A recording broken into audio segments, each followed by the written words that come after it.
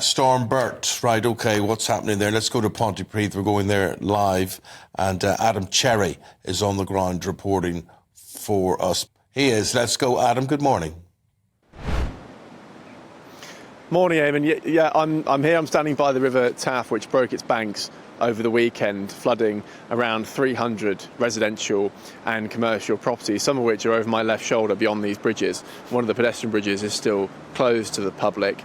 Around 4 or 5 centimetres or inches of rainwater into those properties. Many of them had flood defences because about 4 years ago Storm Dennis flooded this area, although there is some criticism from those residents, and I hope to speak to some of them shortly, saying that they felt they hadn't actually been given enough prior warning by the authorities, although I've just spoken to some members of the council who say that they've been on this since Thursday and made some preparations, or as much advanced preparation as you can. Nonetheless, there is still some frustration. Small piece of good news is that the weather now here has calmed down a little bit. It's not particularly windy or wet anymore, and the water levels of the river are lower. The library to my right, over my right shoulder, was being used as a rest centre for the residents affected by the flooding. It's now no longer being used for that purpose because the residents don't need it anymore, which is, as I say, a small piece of good news. But nonetheless, given the amount of rainfall, which is unprecedented even compared to Storm Dennis, there's a lot of devastation, and these businesses and residents will obviously take a long time to recover in just a short period before Christmas. So it's still hugely impactful to the local community.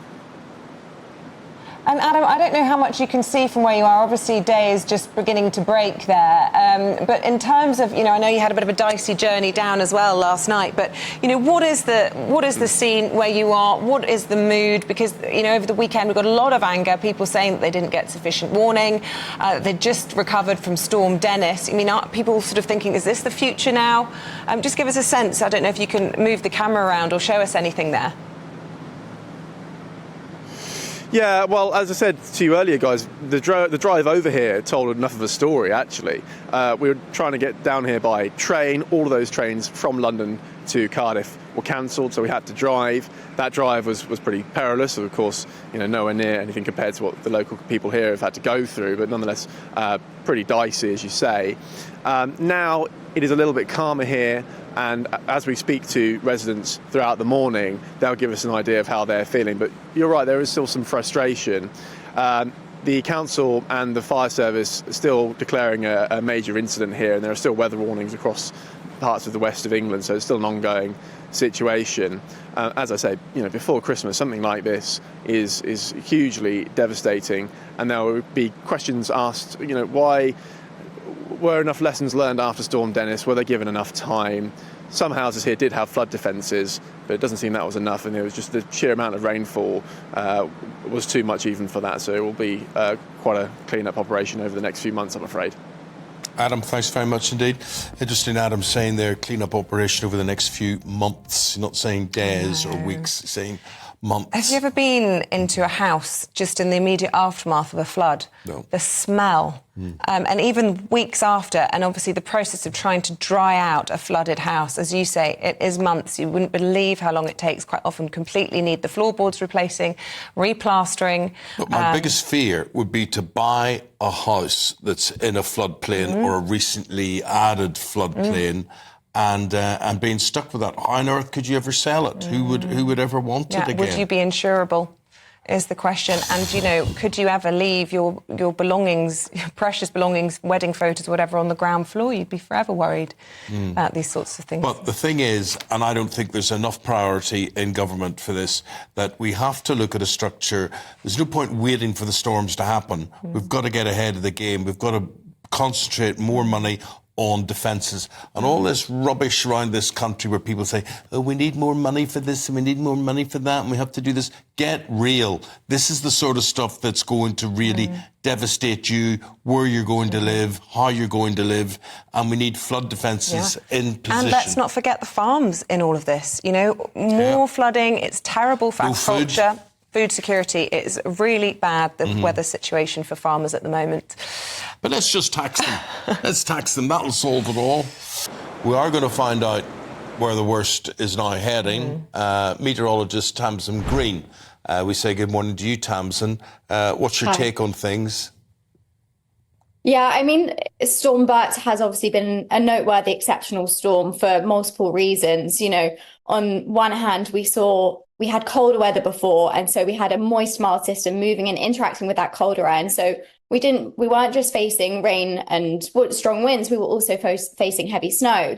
And this storm explosively deepened as it was moving in. So on a broader scale, those isobars tightened, brought strong winds, a really large expanding wind field as well. So that caused the winds to spread out.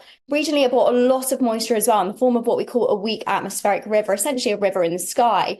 And that transports an immense amount of moisture over from the tropics. And, you know, so we can see intense prolonged rainfall move in from that. Locally as well, as we can see in the footage from South Wales, we saw orographic uplift as well. So that means southwest facing hills face the brunt of the rain because we had a southwesterly airflow.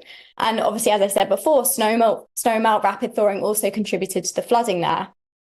What do you make of this criticism being levelled at the Met Office, Tamsin, about the warnings not being distinct enough, direct enough?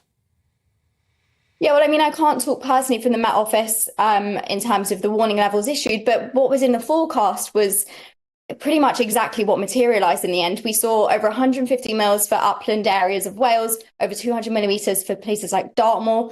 Those kind of values were in the forecast and similar with the wind strengths as well.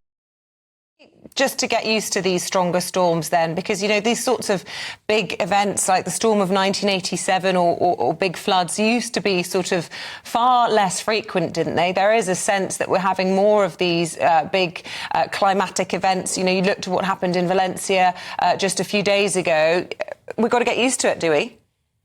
Yeah, I mean, climate change is going to impact all of us differently. In essence, a warmer atmosphere holds more moisture. The fact is pretty simple with that. What's less known is the frequency of storminess for the UK and Ireland. There isn't necessarily going to be an increased storminess for us in the UK and Ireland, but there is studies that have shown there'll be 20% heavier, more intense rainfall, purely because things like atmospheric rivers will be more common. And like I said before, a warmer atmosphere just holds more moisture. So there's more rainfall that we're going to be able to be expected in a warming world. You know, Tamsin, when you look at things and you see how prepared we are or not as a country for these things, it is pretty ridiculous, the lack of defences, the lack of warnings, the lack of change to our whole infrastructure to deal with this. And something like this COP climate summit going on, and yet people still don't make the connection between climate change and what we're experiencing and what we're going to increasingly experience in the years to come. Yeah, exactly. I mean, one thing that is really important is you always have to distinguish that weather and climate are two separate things. You know, you can still have severe weather events that aren't necessarily linked to climate change. But what we have to look at is the overall trend of increasing severity and increasing frequency for some places of these severe events that we're going to be seeing as a result of human-induced climate change. Thank you very much, Tamsin Green. Good to get your thoughts this morning. We will be keeping a close eye on developments. If you have been affected by the weather at all, do get in touch with us. You can do that by going to gbnews.com/your say. Send us your pictures, tell us your stories. The assisted dying